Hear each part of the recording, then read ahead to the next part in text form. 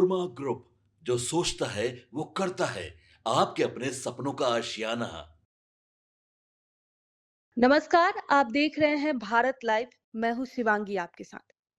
देखिए, बिहार की राजनीति में अभी यात्राओं का महासंग्राम होने वाला है, लेकिन इसमें सबसे ज्यादा जो चर्चा है वो है नीतीश कुमार की यात्रा को लेकर।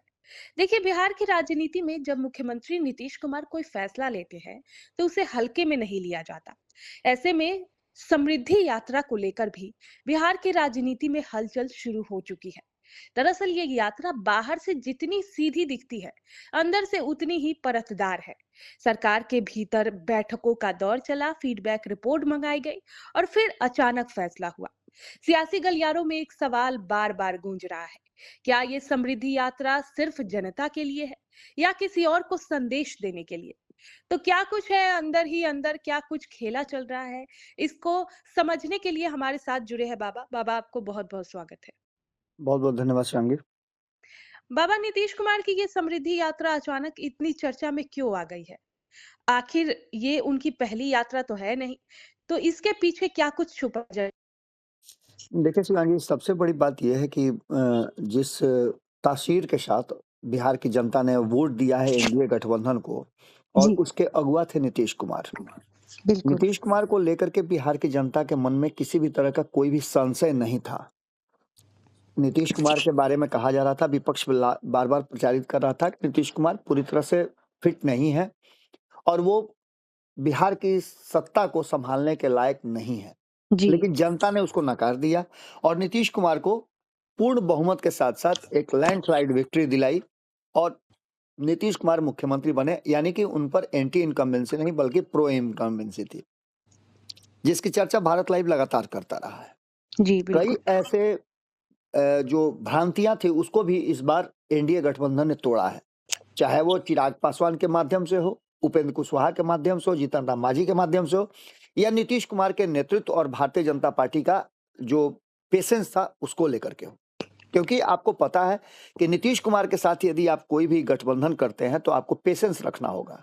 जी, इन पेशेंस जैसे ही आप होंगे तो आप सत्ता से बाहर हो जाएंगे। ऐसा हमने कई बार देखा है। आपको याद होगा कि तेजस्वी यादव ने कुछ फैसले ले लिए थे, उनके मंत्रियों ने कुछ फैसले ले लिए थे जिससे नीतीश कुमार काफ़ी नाराज़ हुए थे और उन फैसलों को 17 महीने की सरकार में निरस्त किया गया था। जी, इसको लेकर के कहीं न कहीं यदि ये नीतीश कुमार के पास साथ हैं आप, तो नीतीश कुमार जिस रास्ते चल रहे हैं उसके पीछे-पीछे सिर्फ़ आपको चलने की इजाज़त है, न कि आगे बढ़ कर के रास्ता दिखाने की इजाज़त है। और नीतीश कुमार इसके माहिर माने जाते हैं। उन्हें ज़रा-सा भी अपनी कुर्सी और सत्ता के अगल-बगल कोई नज़र आए, तो उन्हें बर्दाश्त नहीं होता है। जी, ये यात्रा जो जिसको समृद्धि यात्रा का निया नाम दिया गया है, नीतीश कुमार ने 2025 के चुनाव में बिहार की समृद्धि और बिहार को विकसित राज्यों की श्रेणी में लाने का एक मास्टर प्लान जनता के सामने रखा था। जिसमें आपको याद होगा कि सबसे ज़्यादा उन्होंने फ़ोकस किया था आधी आबादी की तरफ। उसके बाद बिल्कुल। उन्होंने बेरोज़गारी पर प्रहार किया था, पलायन पर प्रहार किया था और उन लोगों पर भी प्रहार किया था जो रोज़ी-रोज़गार करना चाहते हैं, उनको सहयोग देने की बात कही थी। संभावित है कि 16 जनवरी के से उनकी यात्रा शुरू होगी और इसके लिए जो एरिया चुना गया है, वो भी बड़ा दिलचस्प है। जी, आप एक बात समझिएगा कि जो शाहाबाद और मगध का क्षेत्र था, ये क्षेत्र पूरी तरह से या तो जनता दल यूनाइटेड से दूर है, बाकी के लोगों के नज़दीक है, भारतीय जनता पार्टी हो या फिर उनके अन्य जो सहयोगी दल हैं, लोक जनशक्ति पार्टी हो, आरएलएम हो या फिर हिंदुस्तानी अवाम पार्टी हो, उनके विधायक ज़्यादा जीत कर के आए हैं। जी, नीतीश बिल्कुल। कुमार बिहार के अलग-अलग हिस्सों में अलग-अलग प्लानिंग के साथ पूरा माइक्रो लेवल पे एक सर्वे करा करके तब उसके बाद अपनी यात्रा शुरू करते हैं। ये 15 यात्राओं में उनके हम लोग देख चुके हैं। सबसे बड़ी बात ये है कि जीत के बाद तुरंत यात्रा करना, ये कुछ न कुछ अलग कहानी को जन्म दे रहा है। जी, नीतीश कुमार ने मिजाज तो पहले ही जान लिया था। आपको याद होगा कि 2024 के चुनाव से पहले नीतीश कुमार ने एक यात्रा किया था, प्रगति यात्रा। उस यात्रा के माध्यम से उन्होंने बिहार की जनता को भरोसा दिलाया कि वो हैं तो सब कुछ मुमकिन है, वो हैं तो न्याय के साथ विकास है, वो हैं तो महिलाओं की समृद्धि है, वो हैं तो सुरक्षा भी है। और इस बात को स्थापित करने में उन्होंने पूरी तरह से सफलता प्राप्त की। मुख्यमंत्री जिन क्षेत्रों में जाने वाले हैं, वो क्षेत्र जो है आपको भी पता है कि तिरहुत का क्षेत्र है। जी, तिरहुत तिरहुत और सारण प्रमंडल के क्षेत्र को उन्होंने चुना है और यहीं से उनकी शुरुआत होगी। इन क्षेत्रों में कई समस्याएं हैं, जिसमें क्षेत्र के विकास को लेकर के, उनकी आबादी को लेकर के और जातीय समीकरण की जटिलता भी इस क्षेत्र में काफी है। जी, हालांकि इस क्षेत्र में भी एनडीए गठबंधन को अच्छी खासी बढ़त मिली है। लेकिन आपको याद होगा कि हाल फिलहाल में आज से कुछ ही वर्षों पहले तिरहुत में एक चुनाव हुआ था एमएलसी का, जो चुनाव नीतीश कुमार बुरी तरह से हार गए थे और तीसरे चौथे पायदान पे पहुंच गए थे। जी, बिल्कुल। तिरहुत, मुजफ्फरपुर और सारण का जो क्षेत्र है, छपरा का क्षेत्र है, इस क्षेत्र में नीतीश कुमार अपनी पैठ बनाने के लिए 2024 और 2025 दोनों में अपनी तैयारी कर रहे हैं। इन सारे क्षेत्रों में, इन दो प्रमंडलों में लगभग 70 से ज्यादा सीटें हैं। जी, नीतीश कुमार इनको कवर करेंगे और ज्यादातर जो है इसमें एनडीए के पास है। जैसे अगर बात हम करें तो सीतामढ़ी में 8 सीटें हैं, एनडीए के पास अधिकतर है। शिवहर की 1 सीट एनडीए के पास है। वैशाली की बात करें तो यहाँ भी 8 सीटें हैं। इसके बाद पश्चिम चंपारण की 9, पूर्वी चंपारण की 12 और मुजफ्फरपुर की 11 सीटें भी इस जद में आती हैं। कुल मिलाकर के लगभग 70 से 73-74 सीटें हैं। 2020 और 25 दोनों की तुलना अगर करें तो नीतीश कुमार का दबदबा 2025 में ज्यादा है। कुल बिल्कुल। 49 सीटों से ज्यादातर एनडीए के पास है। इस प्रमंडल की आबादी, यहाँ जो जातीय समीकरण है उसमें वैश्य, सवर्ण और पिछड़ी जातियों का मिश्रण है। राजनीतिक रूप से इसको हॉट स्पॉट माना जाता है बिहार की राजनीति का, एक तरह से समझिए तो ये ऐसा कॉकटेल है जिसको साधना आसान नहीं होता है, लेकिन नीतीश कुमार ने इस बार साधा है। सारण प्रमंडल में छपरा की जो 10 सीटें हैं उसमें सिवान की 8 सीटें, गोपालगंज की 8 सीटें शामिल हैं। इन प्रमंडल में कुल 24 सीटें हैं, जिसमें ज्यादातर फिलहाल एनडीए के खेमे में है। पहले ये प्रमंडल लालू यादव का गढ़ हुआ करता था और वहां सेंधमारी करने में कहीं ना कहीं नीतीश कुमार सफल हुए हैं। तो इन क्षेत्रों में एक सबसे बड़ी बात यह है कि इसमें यादव, राजपूत और मुस्लिम मतदाताओं की महत्वपूर्ण भूमिका रहती है। उसके बावजूद भी नीतीश कुमार यहाँ से अगर एनडीए को जिता के लाते हैं, अधिक जी, सीटें जीत करके लाते हैं, तो निश्चित रूप से खुश होने का ये अवसर जरूर है और नीतीश को अपनी पीठ भी थपथपानी चाहिए। लेकिन क्या ये अस्थायी रहेगा, ये सवाल सबसे बड़ी है। क्योंकि पिछली बार आपने देखा होगा 2020 में इस वोट बैंक पर इस बार से हमारी मारे, पिछली बार लालू प्रसाद का मजबूत इस पर दावेदारी था और नीतीश कुमार फ्लैट हो गए थे, जी, 43 सीटों पे आकर के टिक गए थे। जब जब नीतीश कुमार ने कोई प्रयोग किया है तब तब वो आगे बढ़े हैं। लेकिन इस बार का कैलकुलेशन नीतीश कुमार का कुछ अलग है। नीतीश कुमार को अपनी सत्ता जो है वो हस्तांतरित करनी है और ये बात सबको पता है कि नीतीश कुमार और कितने दिन, उत्तराधिकारी की भी चर्चा हो रही है और किस तरह से इस बेहतर समय को नीतीश कुमार, आपको पता होगा कि जब आपका गोल्डन पीरियड आता है ना, तो आप कोई भी काम कीजिएगा तो बहुत सोच समझ के करते हैं और वहीं आप सेटल करते हैं आने वाले भविष्य को। जी, बिल्कुल। तो नीतीश कुमार भी अपने भविष्य, अपनी पार्टी के भविष्य को सेटल करने के लिए यहाँ से तैयारी शुरू करेंगे। इस यात्रा के माध्यम से लोगों का मूड जानना चाहेंगे और ये यात्रा आप बस समझ लीजिए कि इतना ही दूर तक नहीं है। एक तरफ आपको पता होगा कि पश्चिम बंगाल में चुनाव की तैयारी में पूरी तरह से अपना सब कुछ झोंक दिया है भारतीय जनता पार्टी ने। उसका ध्यान पूरी तरह से अभी पश्चिम बंगाल पर है। वहीं नीतीश कुमार बिहार में एक मजबूत सरकार को चला रहे हैं, उसके बावजूद भी पूरी तरह से संतुष्ट नजर नहीं आ रहा है सब कुछ। बार-बार विपक्ष इस बात की तरफ इशारा भी कर रहा है। दूसरी तरफ नीतीश कुमार की पार्टी और नीतीश कुमार का फैसला अभी भी स्पष्ट होकर के नजर नहीं आ रहा है कि क्या होगा। आपने देखा होगा एनडीए गठबंधन सरकार में रहते हुए भी ज्यादा हिली डुली हुई है नीतीश कुमार के फैसले को लेकर के और नीतीश कुमार क्या करेंगे इसको लेकर के। आने जी, वाले बिल्कुल। समय में एक बात तो आप लगातार सुन रहे होंगे मीडिया जगत से भी और राजनीतिक गलियारे में भी इस बात की चर्चा है, क्या नीतीश कुमार इस बार 5 साल एनडीए गठबंधन के साथ सरकार चलाएंगे। जो अनुभव बताता है 17-18 सालों का, उसमें ऐसा लगता नहीं है और 35 सालों का इतिहास अगर देखें आप, तो जी, 90 से लेकर के 2025 तक नीतीश कुमार ने जब जब कोई भी फैसला लिया है या उनके विरुद्ध कोई भी बात जाती हुई दिखाई दी है, तो उन्होंने तुरंत फैसला लेकर के सबसे पहले सरकार बदला है, विपक्ष को बदला है और एक बार फिर से नीतीश कुमार उस रास्ते पर आकर के खड़े हैं जहां से नीतीश को फैसला करना है कि उनको करना क्या है। इन जी, सभी परिस्थितियों में एक परिस्थिति तो आपके सामने होगी कि कहीं ना कहीं इस यात्रा के माध्यम से नीतीश कुमार ने अपने सहयोगियों के, विरोधियों के छोड़ दीजिए ना, क्योंकि विरोधियों के पास खोने के लिए कुछ भी नहीं है और पाने के लिए बहुत कुछ है। इसलिए सबसे ज्यादा अगर कान किसी के खड़े हुए हैं तो वो एनडीए गठबंधन के घटक दल है। आपने सुना भी होगा कि अलग अलग राजनीतिक दल के जो विधायक जीत करके आए हैं, उनको बार बार ये कहा जा रहा है कि वो एनडीए गठबंधन के घटक दलों के संपर्क में है, कई पार्टियों जी, के संपर्क में है।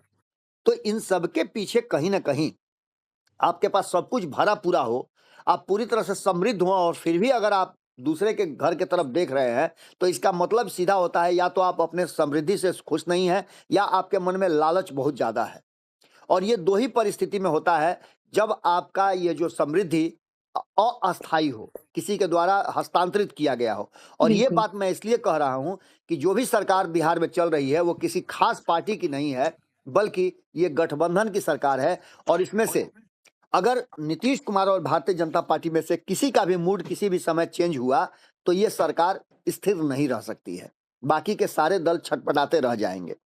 तो इन सारी बातों को लेकर के नीतीश कुमार के पास पूरा कैलकुलेशन है। उस कैलकुलेशन के हिसाब से नीतीश कुमार इस यात्रा के तरफ जा करके लोगों का ध्यान यात्रा पर लगा करके और अपना जो मेन मकसद है, नीतीश कुमार जैसा करते हैं, या तो वो शांत हो जाते हैं तब कोई बड़ा फैसला लेते हैं, या फिर यात्रा पर जाते हैं तब बड़ा फैसला लेते हैं। जी, यात्रा पर जाकर के कहीं ना कहीं नीतीश कुमार ने एक संदेश जरूर दिया है कि इस बार की यात्रा नीतीश कुमार की कई मायनों में, एक तरफ जहां वो दिखाना चाहते हैं कि बिहार की समृद्धि के लिए यात्रा है, तो दूसरी तरफ ये भी संदेश उन्होंने स्पष्ट कर दिया है कि इस यात्रा के बाद नीतीश कुमार क्या करेंगे।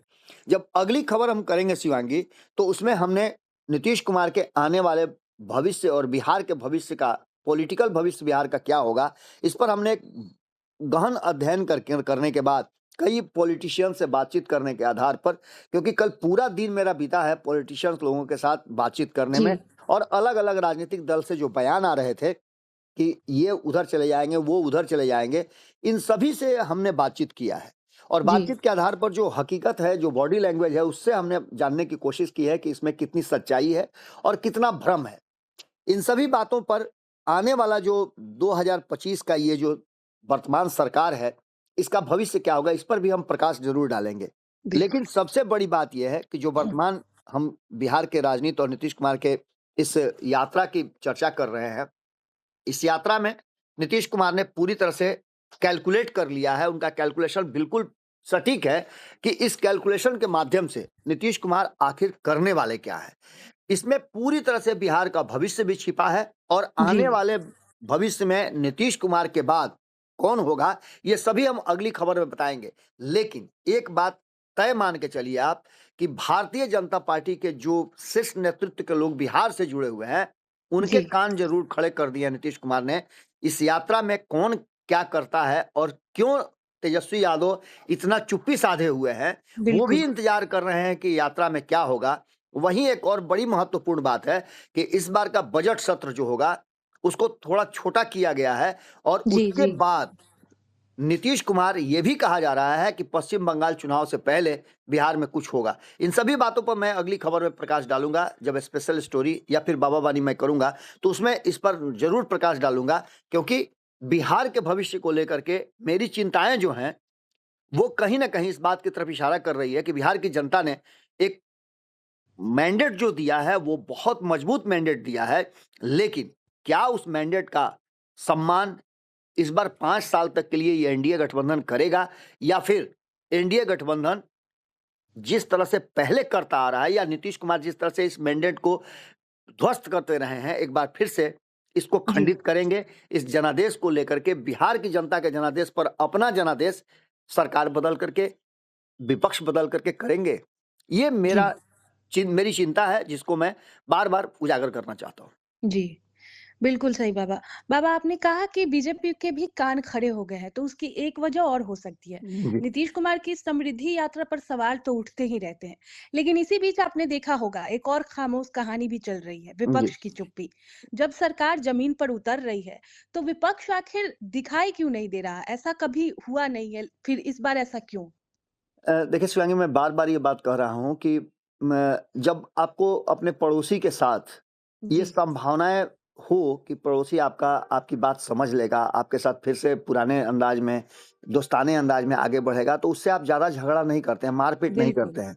बिल्कुल बाबा। सीधी तौर पे आप समझ लीजिए कि नीतीश की जो राजनीतिक प्रकृति रही है, पिछले 15 वर्षों में 5 बार से ज़्यादा उन्होंने सत्ता परिवर्तन किया है। आप उठा के देखिए ना, 2020 में ही उन्होंने 2 बार सत्ता परिवर्तन किया। एक बार, इनफैक्ट उसको 3 बार भी आप कह सकते हैं कि उन्होंने मुख्यमंत्री का शपथ लिया। 2020 में जब जीत करके आए तो मुख्यमंत्री का शपथ लिया। 2022 में उन्होंने महागठबंधन के मुख्यमंत्री के रूप में शपथ लिया और 2024 में 17 महीने के बाद फिर से उन्होंने एनडीए गठबंधन के मुख्यमंत्री के रूप में शपथ लिया। तो मैं जिस बात को कर रहा था कि खंडित जनादेश तो पूरी तरह से आया है, इसको खंड-खंड करके नीतीश कुमार बिहार की जनता का मूड चेक करते हैं या जो भी करते हैं वो अपने हिसाब से अपनी राजनीति करते हैं। उनका एक तरह से अपनी ही राजनीति है, अपना ही उनका तरीका है बिहार में सत्ता को अपने पास रखने का। जी, उसमें एक बात आप समझ के रखिए कि जिस तरह से नीतीश कुमार यात्रा पर निकल रहे हैं, उनके पैरेलली पिछली बार भी आपने देखा होगा कि तेजस्वी यादव यात्रा पर निकले थे। एक बार फिर से तेजस्वी यादव ने इनकी यात्रा के बाद तुरंत यात्रा का ऐलान कर दिया है। तेजस्वी यादव ने यहाँ तक कह दिया है कि 100 दिन के बाद वो मुँह खोलेंगे। जी, बिल्कुल। यानी 100 दिन के बाद मुँह खोलने का मतलब होता है कि बजट सत्र के बाद वो मुँह खोलेंगे। हुँ, अब इन सभी परिस्थितियों को यदि आप गंभीरता से देखें, तो एक बात तो साफ नज़र आती है ना कि नीतीश कुमार क्या एक बार फिर से अपने आप को चेंज करेंगे? क्या वो गठबंधन चेंज करेंगे, सरकार बदलेंगे? क्या वो एक बार फिर से पाला बदलेंगे? इन सभी संभावनाओं पर कहीं न कहीं नीतीश कुमार एक छोटा-सा जो संशय है या फिर कहा जाए उम्मीद, उसे जी, जीवित रखते हैं। इसलिए विपक्ष भी नीतीश कुमार के विरुद्ध खुलकर नहीं बोलता है। विपक्ष हमला भी करता है तो आप देखिएगा कि वो भाजपा की तरफ करता है। जी, भाजपा बिल्कुल। को ही टारगेट करने का ये सारा नज़रिया है। भाजपा अकेले है, ये भाजपा अगर समझती है कि वो एनडीए गठबंधन में अपने सहयोगियों के साथ है, तो ये कहीं न कहीं उसकी भूल है। अब भाजपा भीतर ही बिल्कुल। भीतर ये बात समझती भी है कि उसके जी, गठबंधन के साथी कभी उसके अपने नहीं हो सकते हैं। वो सिर्फ़ सत्ता को चलाने के लिए, स्वार्थ के लिए, सत्ता में बने रहने के लिए उसके साथ रहते हैं। जैसे उसको उनको मौका मिल जाता है, वो तुरंत पाला बदल लेते हैं। जी, और जी। भाजपा इस देश में जैसे कांग्रेस पहले एकदम अलग-थलग रहती थी और सारा दल एक तरफ होता था, उसी तरह से भाजपा भी अकेली है और गैर भाजपाई दल सब एक जगह है, भले ही कुछ क्षण के लिए उसके साथ जुड़े हुए हों। ये जी, बातें हैं और यही कारण है कि विपक्ष जो है नीतीश पर हमला नहीं करता है। जी। अब एक आखिरी सवाल, क्या ये यात्रा एनडीए की मजबूती दिखाने के लिए है या अंदर की दरार ढकने के लिए? देखिए इसमें आपने जो कहा दोनों बातें कहीं न कहीं प्रासंगिक हैं। पहली बात तो ये कि नीतीश कुमार जैसे ही इन सभी विषयों पर अंतर्मंथन करते हैं, तो उनके पास एक नहीं कई रास्ते होते हैं। जी, पहला तो निश्चित रूप से एनडीए सब में सब कुछ ठीक-ठाक है, ये दर्शाने की कोशिश है। बिहार की जनता को ये भ्रम या भरोसा दिलाने की कोशिश है कि बिहार समृद्ध हो रहा है और उस समृद्धि के लिए नीतीश कुमार तत्पर हैं। नीतीश कुमार किसी भी तरह की कोई बीमारी नहीं है, नीतीश कुमार पूरी तरह से स्वस्थ है, ये दिखाने की कोशिश है और भीतर खाने में नीतीश कुमार आगे क्या करने वाले हैं, उसका प्लानिंग भी चलता रहेगा। जी, क्योंकि बिल्कुल। आपको अक्सर आपने देखा होगा कि कहीं पे निगाहें, कहीं पे निशाना वाली बात नीतीश कुमार की राजनीति का एक बड़ा हिस्सा रहा है। तो निश्चित रूप से आपने जो सवाल पूछे हैं उसमें से 2 सवाल में 1 सवाल मैं ये भी जोड़ देता हूँ कि एक तरफ एनडीए की समृद्धि की तो निश्चित रूप से बिहार की जनता को भरोसा दिलाया जाएगा। विपक्ष को धराशायी कर ही दिया है, यहाँ से तो निकल गए हैं आगे। बिहार की जनता को ये भरोसा दिलाना होगा कि सब कुछ ठीक-ठाक है, समृद्ध हो रहा है बिहार और तीसरी जो सबसे इम्पोर्टेंट पॉइंट है जो इंटरनली चल रहा है कि जी, इसमें जो टेंशन, जो कान खड़े किए हैं उन्होंने अपने सहयोगियों के ही, उसके पीछे का कारण है कि नीतीश क्या फैसला इस यात्रा के बाद लेंगे, ये भी एक बड़ा सवाल है। जी, मंत्रिमंडल के विस्तार पर भी आपको जैसा कि हमने बताया भी था कि अभी भी तलवार लटकी हुई है। मंत्रिमंडल विस्तार नीतीश कुमार अभी तत्काल करने नहीं जा रहे हैं। ऐसी बातें भी कहा जा रहा था ना खरवास के बाद मंत्रिमंडल विस्तार होगा। जी, नीतीश जी। कुमार उसको अभी भी रोक करके रखेंगे और ये नीतीश कुमार का रणनीति है, राजनीति है। 2019 ही उठा के देख लीजिए, इतना बड़ा जीत हुआ लेकिन इतनी बड़ी जीत में भी उन्होंने कहाँ केंद्रीय मंत्रिमंडल में अपने लोगों को मंत्रिमंडल में शामिल कराया। वहाँ से लौट करके आए तो बिहार में मंत्रिमंडल का विस्तार किया तो कहाँ उसमें भाजपा को जगह दिया, अपने ही जी, 5 लोगों को शामिल कराया था। तो ये नीतीश कुमार की रणनीति राजनीति का हिस्सा है और इस राजनीति को जो समझ पाया, ऐसा कोई दूर-दूर तक नज़र नहीं आया। तो सीधी तौर पे ये 3 एंगल पे यात्रा चल रही है। इस यात्रा को समाप्त होने का मुझे भी इंतजार है और इस यात्रा के बीच में जो होगा उसका भी मुझे इंतजार है। पूरी नज़र हमारी बनी हुई है। क्या होता है हम ज़रूर देखेंगे इसको। जी, बहुत-बहुत शुक्रिया बाबा आपका। तो दोस्तों, नीतीश कुमार कब क्या करेंगे, ये तो कोई नहीं जानता। इसीलिए सवाल ये नहीं है कि नीतीश कुमार यात्रा पर क्यों निकल रहे हैं। असली सवाल ये है कि इस यात्रा के बाद बिहार की राजनीति वैसी रहेगी भी या नहीं। क्योंकि जब सियासत में सफर इतनी खामोशी से शुरू हो, तो उसका असर शोर मचाकर ही सामने आता है। खैर, इस खबर में इतना ही। अगर आपका कोई सवाल है तो कमेंट बॉक्स में हमें जरूर पूछे। आपके सपनों को हमने सजाया है। ई होम्स पैनोरामा को हमने बनाया है। ई होम्स मेरा एक सपना था जिस पे मैं पिछले 4 साल से काम कर रहा था। हमने जो बनाया है वो सबने है माना। ई होम्स पैनोरामा में हो आपका भी आशियाना। और फाइनली हमने 2021 में इस प्रोजेक्ट को लॉन्च किया। बहुत लोग अप्रिशिएट कर रहे हैं कि पूर्णिया जैसे शहर में बिहार के, एक तो बिहार की बात करें उसमें भी पूर्णिया जैसे छोटे जगह में इस तरह का लाइफस्टाइल देना, ये सुन के हम लोगों को बहुत अच्छा लगता है। ई होम्स में हमने कुछ और भी किया है, जैसे हम जिस जगह में रह रहे हैं हमारे फैमिली सिक्योर हो, उनको सिक्योरिटी का ध्यान में रखा है। आपकी सुविधा और सुरक्षा आपके लिए खास है, ये आपका विश्वास है। इसमें आर्टिफिशियल इंटेलिजेंस का 7 लेयर सिक्योरिटी का हमने इस्तेमाल किया है। लस ग्रीन कैंपस को बनाया है। यदि हमारा बाउंड्री वाल है तो वो वर्टिकल गार्डन है। ये जितनी भी फैसिलिटी होता है एक इंटरनेशनल टाउनशिप में ई होम्स है, ये हम लोग विश्वास नहीं कर पा रहे हैं। जो भी हमारे मित्र दोस्त या जो भी हमारे बाहर के बाहर आते हैं तो हम लोगों को बहुत अच्छा सुनने को मिलता है और बहुत अच्छा क्रेडिट मिल रहा है। वो सारा हमने सिर्फ एक बिल्डिंग नहीं बनाया, हमें एक बहुत अच्छा लाइफस्टाइल दिया ई होम्स में, और मेरा एक सपना था जिसको मैं आज फुलफिल होते हुए देख रहा हूँ। ये आपका आवास है। ई होम्स पैनोरामा में अब आपका निवास है। E homes Panorama, luxurious lifestyle redefined. Panorama group, जो सोचता है वो करता है।